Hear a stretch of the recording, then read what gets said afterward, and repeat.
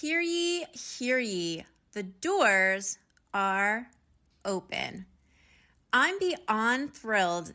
My school is officially open. And yes, it's school with a K. Welcome to Aligned and Abundant, the Soul Shine Collective, your sacred space to step into your most abundant life, align with your soul's purpose, and manifest your dreams like never before. Inside the collective, we're making it fun and transformational. There will be 2 Zoom calls every month for live connection and intuitive guidance.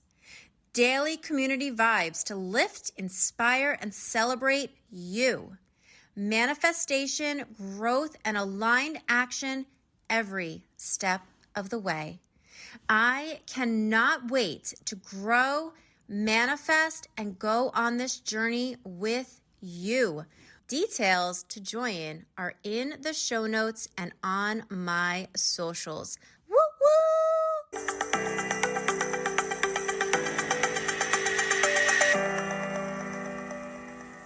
Let me ask you a real question.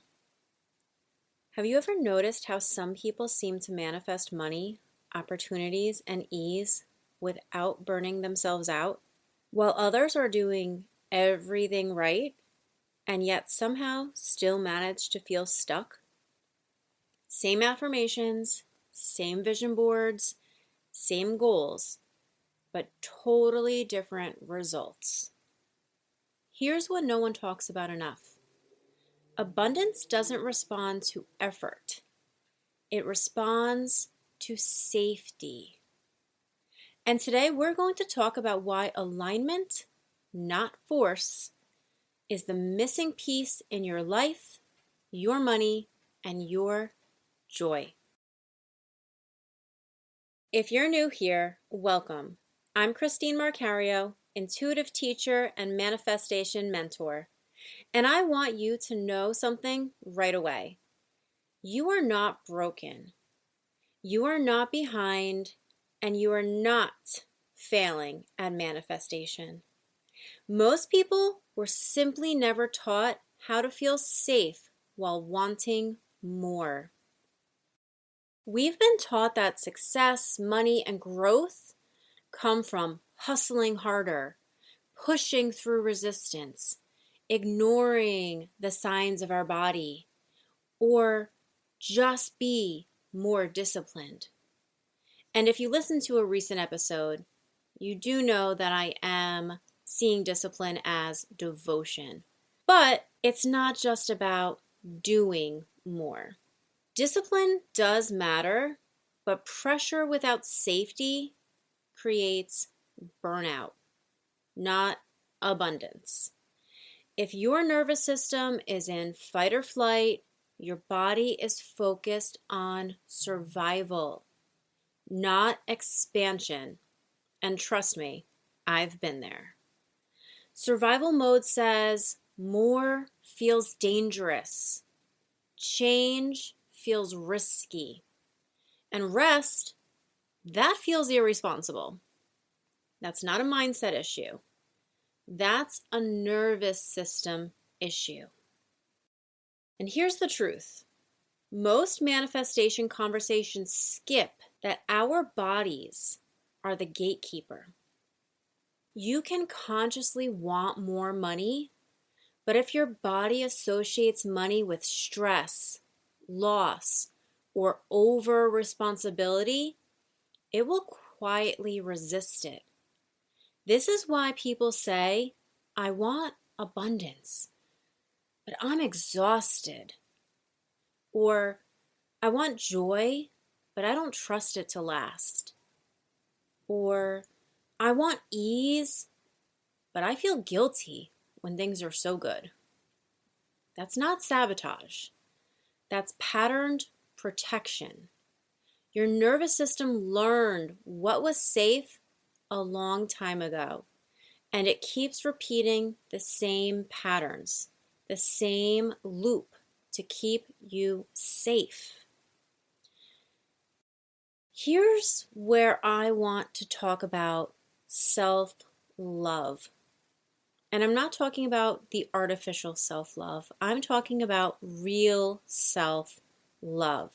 Not Instagrammable self-love, not let's just think positive self-love. I'm talking about self-love when you look in the mirror and you are happy with who you are. You look at yourself and you look yourself in the eyes and you feel love for yourself. You're proud of who you are, flaws and all.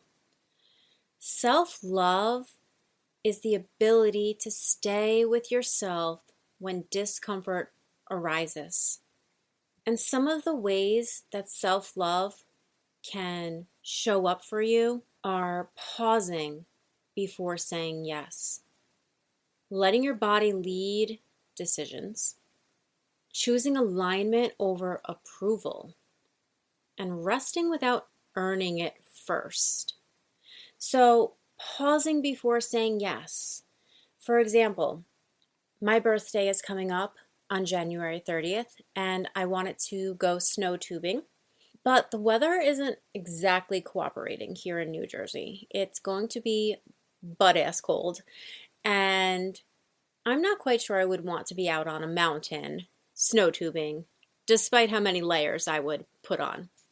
So my mom and I were chatting, and she was like, you know what, why don't we go bowling instead? And we'll just order pizza. And while the pizza part was kind of cool, I was like, do I want to go bowling? And a different version of me would have said, yes, that sounds great, let's do it.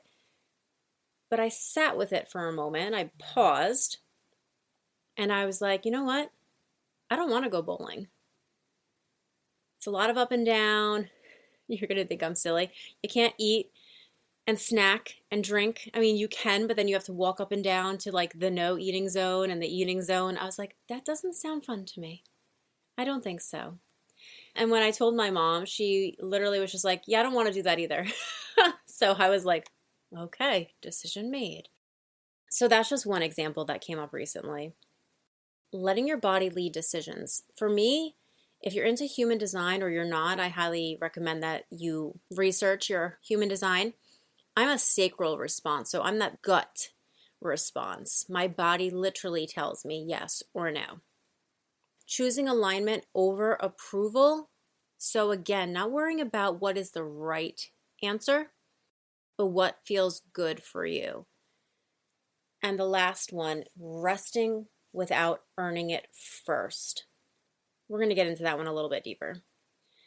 Self-love teaches your nervous system, I am safe with myself. And when you are safe with yourself, the universe can trust you with more.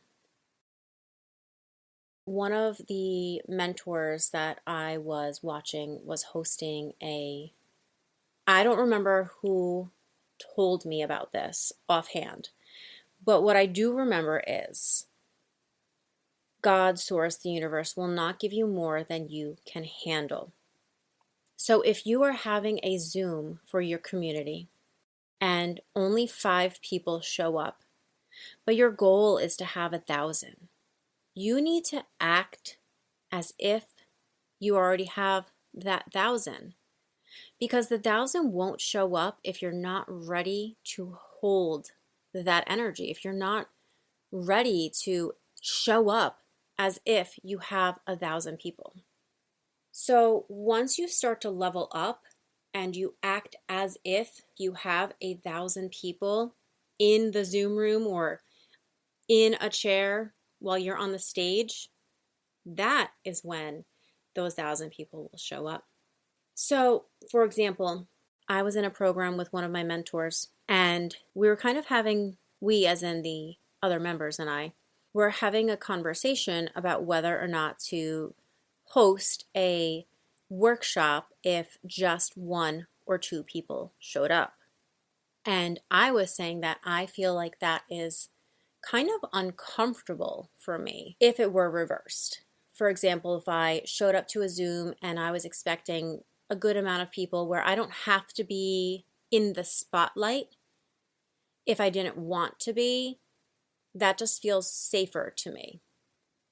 And so often there were situations where I was hosting workshops where there were only one or two people signed up, and my reaction was to cancel or to reschedule. Now, the opposing viewpoint was how freaking cool to show up and there's only one or two of us and we're going to get individualized attention. And that's even more special. So that's an interesting conflict, not a conflict in a bad way, but a conflict of opinions. Here's the same situation, but being viewed from two different perspectives. Point that I'm trying to make here is that you as the host, me, I should have had the workshop regardless because I needed that practice. The more practice that the universe gives to you, it's like a muscle. You can build that muscle. So if I'm comfortable with one or two people, next time it's 10 people, next time it's 20, next time it's 50, etc. The more evidence that you are providing to your system, the nervous system, the better off you will be because you are building that muscle. You are building that safety to show up in front of whatever number of people who are in the room with you and trusting you to lead them and teach them and spread knowledge with ease and trust and visibility. This is all tied together. This all makes sense when you zoom out and look at the greater picture. But really, it's an inside job. It's how safe do we feel? Because safety allows us to experience joy. And joy is a biological signal of safety. Joy is so important. Joy is like sunlight. When you experience it and you feel it, it spreads. It makes you feel good. It makes the people you're around feel good.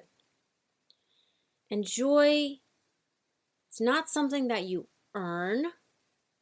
Joy is a biological signal that your system is regulated. Joy says, I'm present, I'm resourced, I'm available to receive. And this is why mindfulness, pleasure, and presence are not distractions from success. They're actually the key. They're actually the fuel. People who feel joy more often are not lucky. They're more regulated. I'm aware enough to know that we can't stay in a joyful, emotional state 24/7. But what I do know is just because you can't doesn't mean that you shouldn't try to feel as much joy as possible in your life. Here's a reframe I want you to sit with. The universe isn't responding to your affirmations. It's responding to your embodiment. Now, I've taken courses where we've literally written out, I am abundant 1,000 times. But I didn't believe that at all. And that's where the disconnect was for me. I've learned that embodiment is actually the next step. The affirmations are great because we're retraining our thinking, we're retraining our brains, but the embodiment is where the feeling comes in. And because we're emotional beings, the feelings are so crucial. The universe is listening. It's listening to how you talk to yourself on a bad day. It's listening to the energy behind your boundaries. Are you saying yes when you should be saying no. It's weighing whether or not our yeses are aligned or obligated. When your words say, I trust, but your body says, ooh, I'm bracing, the body wins. Emotions will always win over words. Alignment is when your thoughts, emotions, and nervous system all agree. I want to say that again because I just got chills, which for me is a cue that that is a universal truth. Alignment is when your thoughts, emotions, and nervous system agree. This is why healing work, Reiki, energy healing, emotional regulation, somatic therapy changes lives. Healing isn't about fixing yourself. You are not broken. It's about expanding your capacity to hold goodness without fear, to be in receptive mode, to expand the vessel within you, to receive, to let in that golden sunlight of opportunity, experience, love, joy, abundance, without fear. You can bring in more money without panic, more love without waiting for it to disappear, more success without losing yourself. You're no longer waiting for the other shoe to drop. Healing says, I can have this and still be safe. And that belief right there is everything. Alignment can be practiced daily. It looks like listening to your body before your calendar, letting intuition inform strategy, choosing grounded consistency over urgency, and saying no even when it disappoints people. Going back to self-trust for a moment, self-trust is when you show up and you don't disappoint yourself. So if you have to choose between disappointing someone else or disappointing yourself, I would encourage you to get curious about the decisions that you're making and how it's affecting your relationship with yourself. Moving on, alignment also creates sustainability. And sustainability creates abundance.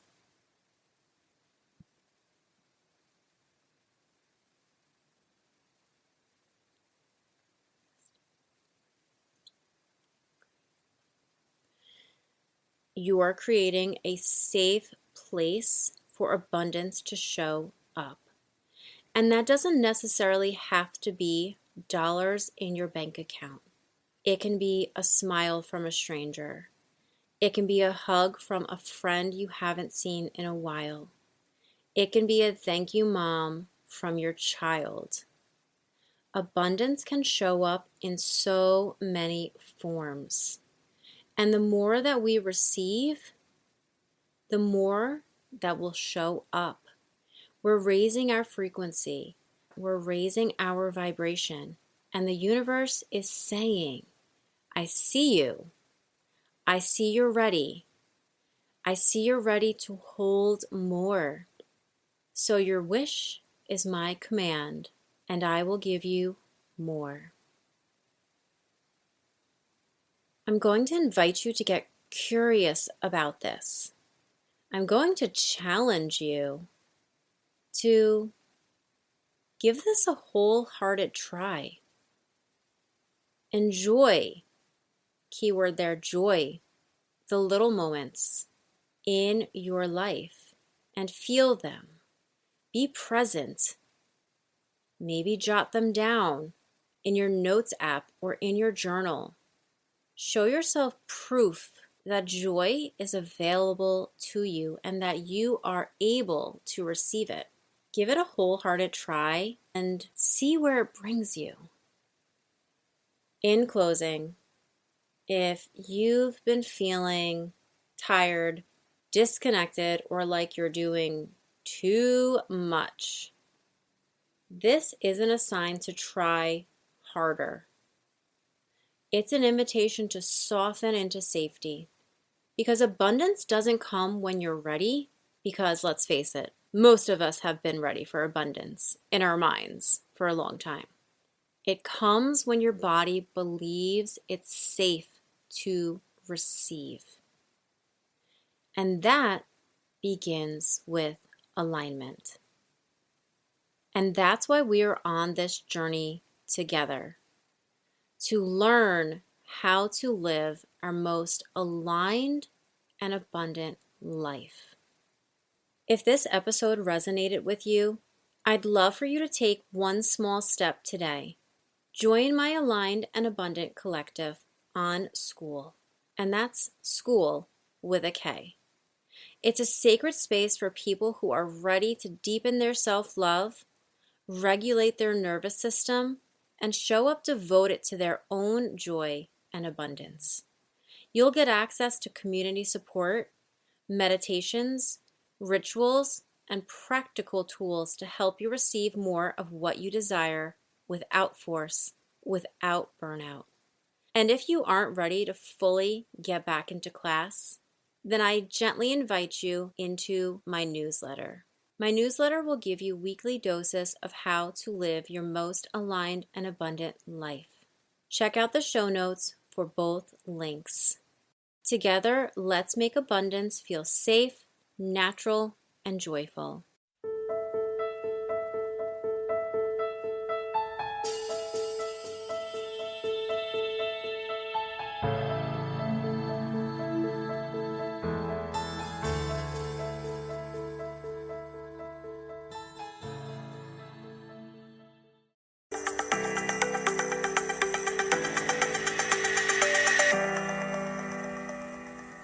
If you've been feeling the pull for deeper transformation, real, lasting change that starts from within, I'd love to invite you into transformational one-on-one coaching with me. This is where alignment becomes your new normal. You'll get 4 90-minute sessions at an introductory offer of $600, designed to help you release what's holding you back, reconnect with your truth, and step into the next version of yourself, fully and unapologetically. You can book your sessions through the link in my bio. Just tap my link tree to get started. Your next breakthrough is closer than you think, and I'd love to be a part of your journey.